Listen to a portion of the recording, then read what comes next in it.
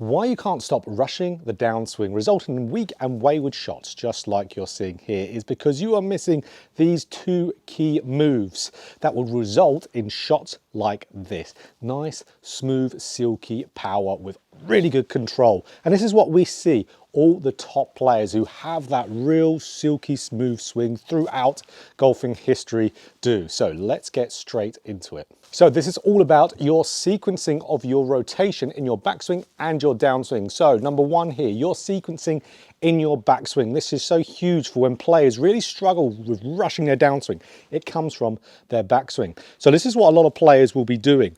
They will be getting that sequence of events of rotation all wrong. So you'll see them either turn their hips too early in the backswing, so immediately coming off the ball there, because when you turn your hips way too early, you will run out of the range of motion of your hip turn in mid backswing, and then the arms will keep going to complete the swing, and when the arms complete the backswing, they will start the downswing, and that results in that really quick rushed swing, quite normally over the top like that. So having the rotational sequencing happen too early. So we'll talk about how to do it properly in a minute, because what we also see players do is the exact opposite than that of the backswing, and that is no rotation of their body or their hips in that backswing. So you could see players have, let's say, this really braced lower body, really trying to do nothing with it at all, just lifting up the arms, and then from there you are absolutely, because you'll be completing that backswing with the arms, you are going to start it with the arms,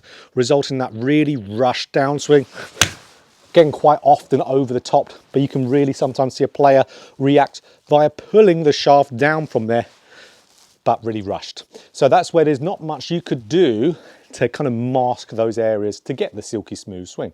But if you did, let's say, slow it down and get that slower movement, you just hit it shorter. But we can do this in a way to help us hit the ball further. So what is the fix for this?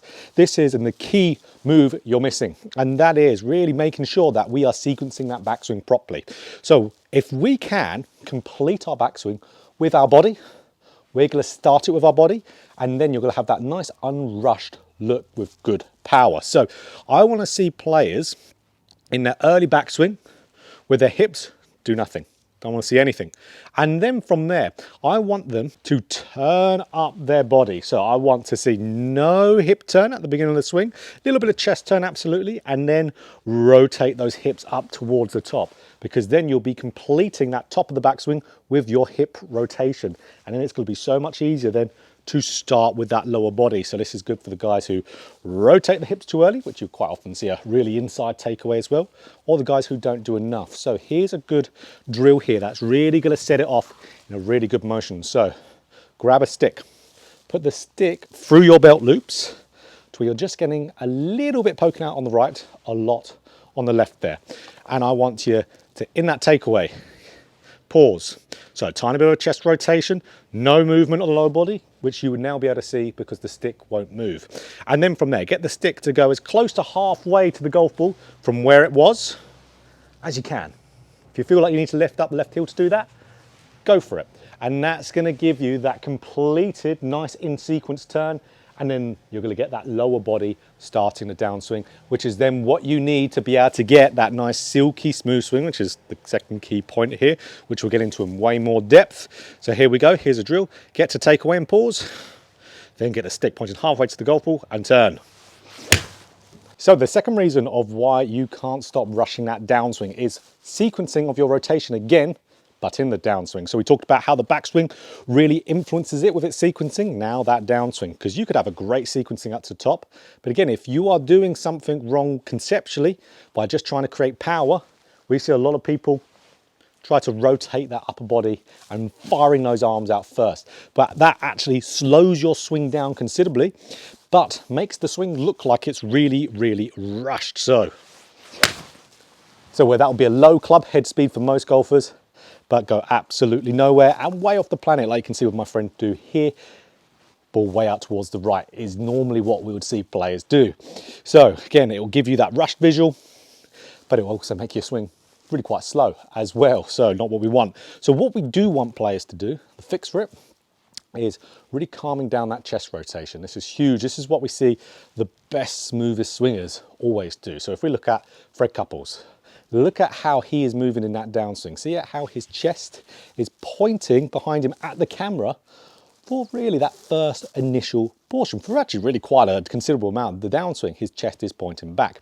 Because what that's allowing to happen there, that's allowing his hips to be able to unwind. So this is for so many golfers who really even struggle to clear the hips. They struggle to clear the hips because they don't give themselves enough time. As soon as they complete the backswing, they want to quickly go with that upper body, and that gives you a really limited rotation of the body also. But then with Fred, we just see, of course, that nice silky smooth rhythm like he's known for. But then that chest is quiet, those hips have time to unwind, then that picks up speed gradually through there without too much effort. So really keeping the chest rotation quiet, which quietens down the arms as well. A lot of golfers always say to me, how do I quiet my arms down? They're way too quick in the downswing. Think about your chest needs to calm down its rotation. So here's a good feel you can do, a little drill afterwards, but this feel is great for the golf course to be able to get this immediately. And this will give you results immediately once you start to feel this. And that is the middle of the chest. So let's think of, let's say, the zipper on my body warmer here. Pointing behind, so at you guys at the camera, for really as long as I can. Because if I'm a player who really overly rotates that chest early, you're not going to struggle with chest rotation. So if you feel like that chest is quiet all the way through the shot, that chest is still pointing back, you will still rotate through the golf ball, but that feel will be extreme enough to actually move the needle a little bit. So feeling like that zipper, which is an external focus on the body warmer, pointing behind at, let's say, someone filming, let's say the camera there with you guys, as long as I can, that downswing. And that is a great way to be able to get that move quickly into the golf course. But here's the thing, as we know, when we're out on the golf course, we're not going to do that all the time until it is trained into our subconscious. So let's talk about a good drill to be able to get this. And this drill is all without a golf ball. So you can do this at home, or you could do this in between shots with thinking about how you're moving with that chest, in addition to the stick drill we talked about at the beginning of the video. So all you need to do in between shots, grab your left arm, pin it across your chest just like this. Now, rotate your lower body and really pin that arm back. So you're preventing the upper body from really having any movement. You're going to really feel, as you start to rotate that lower body though, that left arm is going to naturally kind of sink more into your chest. So if a lot of you guys wonder how you get that left arm loading into you, like we see really the best, longest drivers in the world do, this is the reason why. You separate really well in the downswing. So some players can do this a lot, some players can't. The tiniest bit helps a ton. The key is to keep that chest passive, which is what this does by stopping it from happening, by bracing it back with your right arm there. So we're trying to get that lower body mid-torso going. See how that left foot is slamming onto the ground as I'm doing so. That's good pressure shifting also. And then you can think, okay, then I can get this stick. I can put this stick through the belt loops. And then I can work on the backswing sequencing. And then I can have that feel, which we know we just talked about, chest pointing behind in the downswing. And I'm doing absolutely everything I can. So actually, let me move this back, as you'll probably noticed at the beginning of the video. When I did this drill, I hit that with the stick. I didn't have the net far enough back. That's my mistake. Still did the drill good though. So okay, here we go. Remember that drill from the beginning? Take away, pause in there, and then turn the stick up. Now chest pointing back. That was struck really, really well.